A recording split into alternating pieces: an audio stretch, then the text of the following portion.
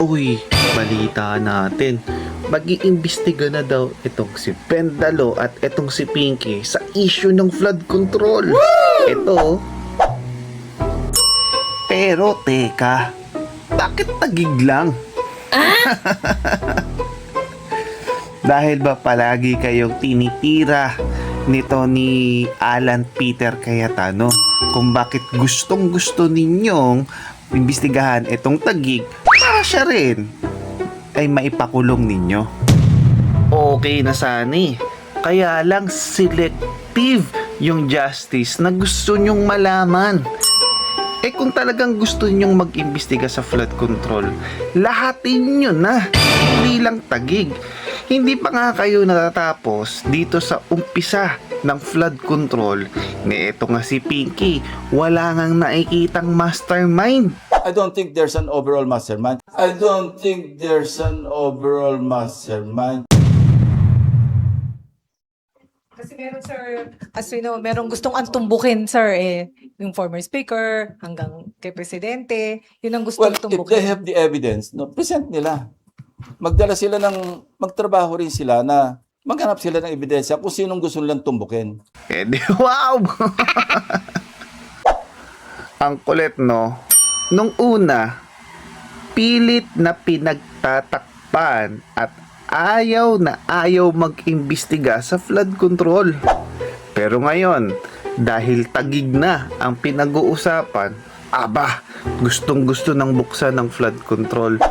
Eh kung buksan na rin kaya lahat ng issue ng flood control, imbitahan na rin yung 18 ex-marines para makita talaga kung totoo itong si Bendalo at itong si Pinky na mapanagot lahat ng nagnakaw, lahat ng nakinabang sa issue ng flood control. Hindi lang 18 ex-marines ha, isama nyo na ring imbitahan itong si Martin Romualdez, itong si Zaldico, si Trigib Olivar, si Adrian Bersamin, si Jojo Cadiz, at marami pang mga pangalan na dapat maimbestigahan dyan. Uulitin natin, hindi tayo tututol kung bubuksan uli ang investigasyon sa flood control.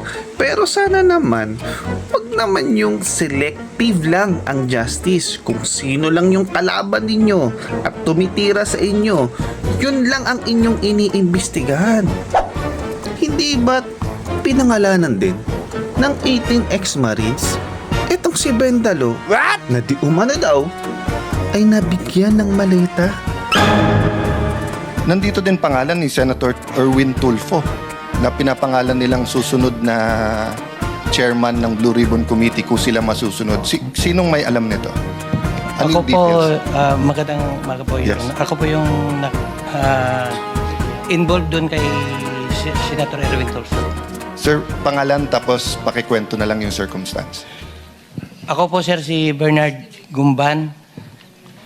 Bali po, nakapag-deliver po ako doon kay Senator Erwin Tulfo ng 2 beses. Yung una po, 2 maleta, tapos yung pangalawa po, 6. At ayon din sa listahan na hawak ni Leandro Libiste.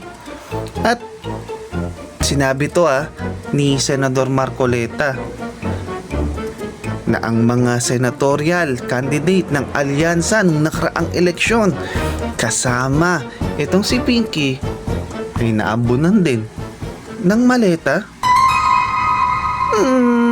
Naniniwala si Senador Rodante Marcoleta na direktang nakinabang sa korupsyon sa flood control project si Senate President Pro Tempore at Blue Ribbon Committee Chairman Senator Panfilo Lacson. Sinabi ni Marcoleta na malinaw na iniiwasan ni Lacson na maipatawag sa pagdinig ang ilang personalidad na idinadawit sa malawakang korupsyon.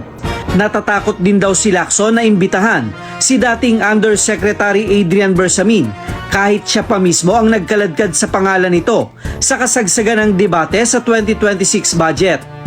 Nagtataka ako. Napakatinding akusasyon ito. Mabigat yun. 100 billion ni-name drop mo ang pangalan ng Pangulo ng Republika.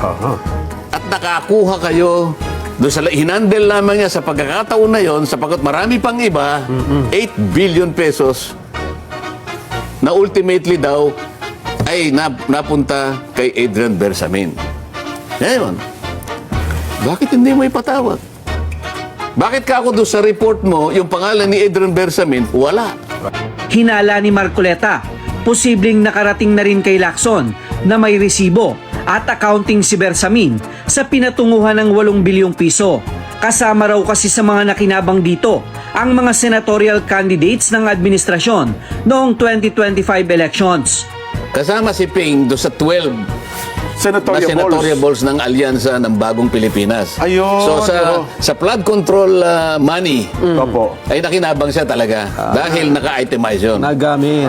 So, So, yun ang ginamit ko. hindi lang minsan yun, ha? Nakita ko may months eh. Opo. So, kung halimbawa, 3 months or 4 months yun, Oho. kwentahin natin kung ilan ang napunta sa kanila. Dapat daw nakasamang ipatawag ni Lacson si Congressman Leandro Liviste na nagpakita sa kanya ng nasabing dokumento. Marami. Yung nakita ko nga, dahil nga mabilisan naman yun sa dami ng files. Ano? Opo. At mayroon pang ito mga messages sa mga kilalang tao talaga na hindi mo pwedeng mapasabalian dahil yung mga telephone numbers nandun eh. At text messages po ito. Nagte-text siya, sir, saan ko po i-deliver ito? Magiging ka kung sino yung ka-text niya. Tapos, sila pa yung mag-iimbestiga.